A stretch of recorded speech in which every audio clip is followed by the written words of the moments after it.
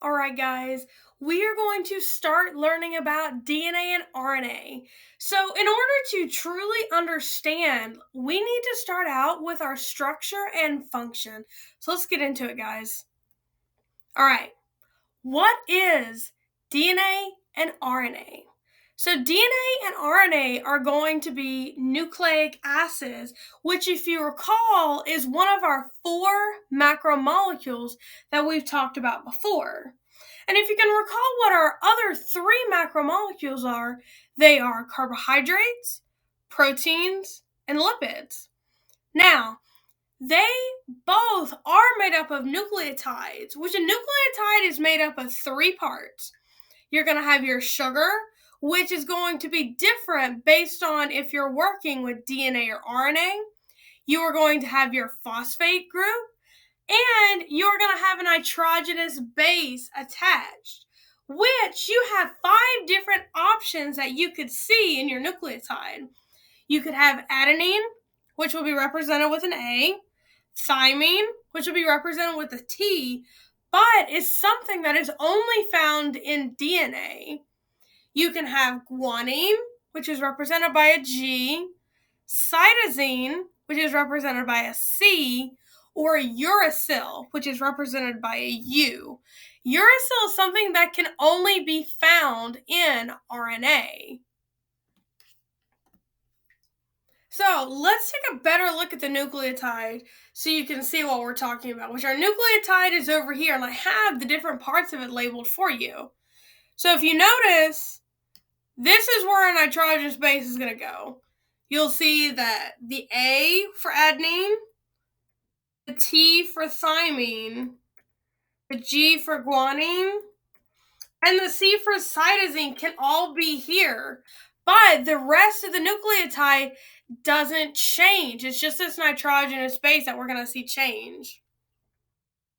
And of course, we cannot forget about uracil. But remember, this is something that is only going to be found in RNA. Now, what does DNA do? DNA stores our genetic information using its sequence of A's, T's, C's, and G's. Now, this genetic information is the instructions to make an organism's proteins. So you can think of DNA like the recipe book for your proteins. So here's some facts for you about your DNA. DNA is deoxyribonucleic acid, which obviously that is an absolute mouthful. Nobody wants to say that all the time. So we have condensed it down to call it DNA for your speaking pleasure. Now, its structure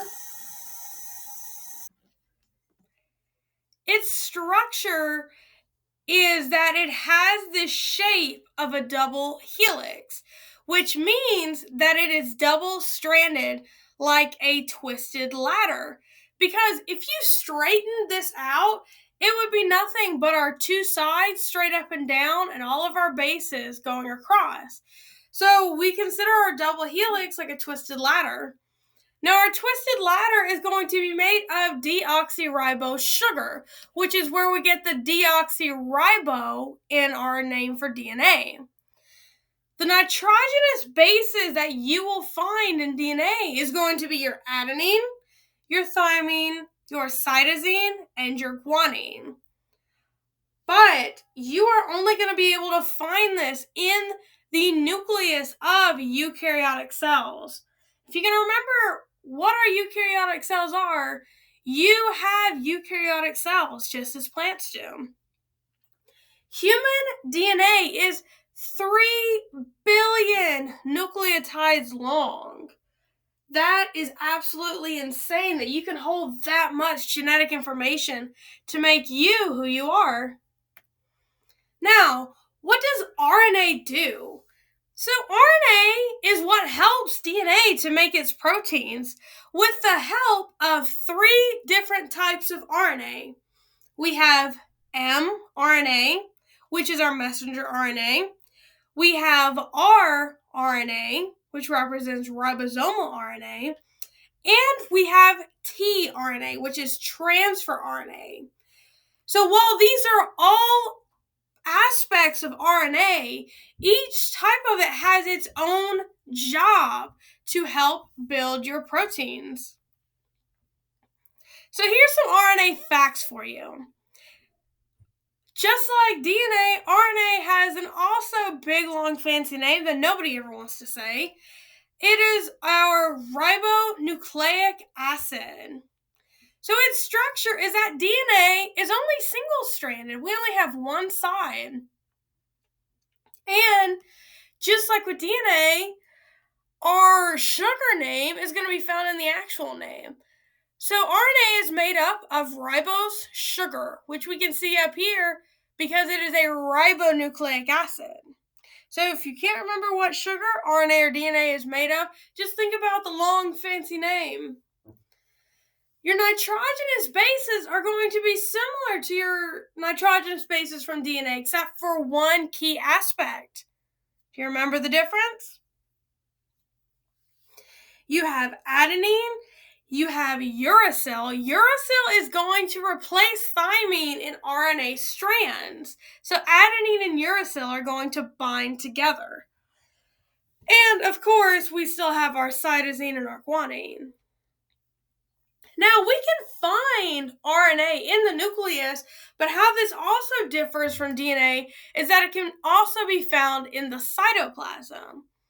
And just an interesting fact for you guys, the COVID-19 vaccine is an mRNA vaccine. And if you want to learn more about what that truly means, I have linked a YouTube video down here for you guys to check out for your own viewing pleasure. Now let's talk about the DNA structure for a second. Nucleotides link together to form these long chains. So the nitrogenous bases will match up in the middle to form a two-stranded molecule. So as you can see, we started out with one side, but that's not going to do too much for us. So we have to go over here and we have to pair together our nitrogenous bases in the middle to make it a full double-stranded molecule. Now, just because the base pairs are sitting here holding everything together, that doesn't mean that our sugar and our phosphate isn't just as important. So your sugar and your phosphate are, yes, found on the outside, but they are the strong backbones of DNA. So even though they're not doing the pairing and the translating in the center, they are still just as important to your DNA.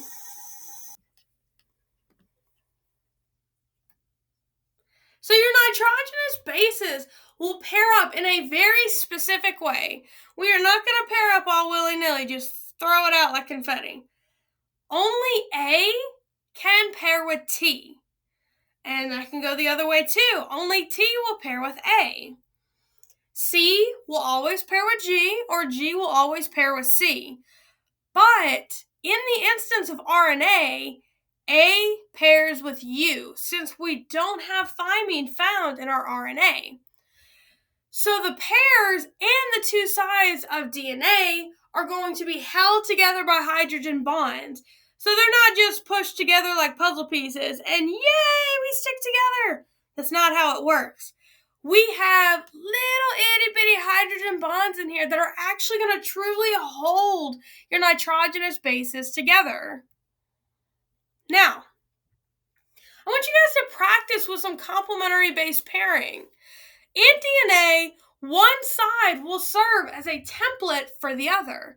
So I want you to fill in the other strand of DNA using base pairing rules. All right, let's go through this together. We are going to go from left to right. Let's start here. A is going to bind with T. Let's move over here. We got a C. What is C going to bind with? G. Very good. Now we've got a T. T is going to bind with A.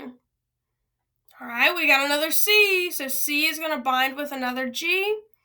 We have two A's here, so as I'm sure you've already guessed, we're going to have two thymines in there binding. Here we got another C. You guessed it. We got another G coming our way. All right, we got another T here, which means we're going to be grouping together with another A. Now this is something different. We haven't seen a G on this side of the DNA template, but just like over here, our G is going to pair with a C. Now we got one last T. What could possibly go with it? You are correct. We have another A. Very good. I am sure you got all those right. There is no doubt in my mind about it. Now, nucleotides are going to link together to form DNA.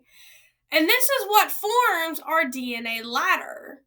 And then the ladder will then begin to twist into the double helix shape that we know.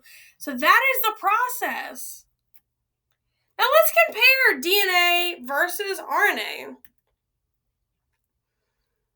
So DNA and RNA each have a different number of strands. They require a different type of sugar. They've got some different nitrogenous bases, which also makes their base pairing rules different. So I want you guys to sit there and ponder that for a minute.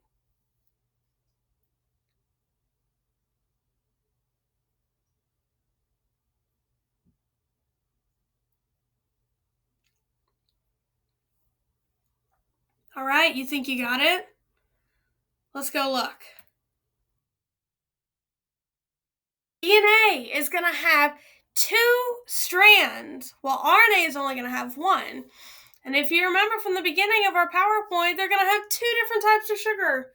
Your DNA is going to have deoxyribose sugar, while your RNA is only going to have ribose. So the first letter of your sugar is going to correspond with the first letter of what you're working with. And remember, our nitrogenous bases are going to be the same except for our thymine and our uracil.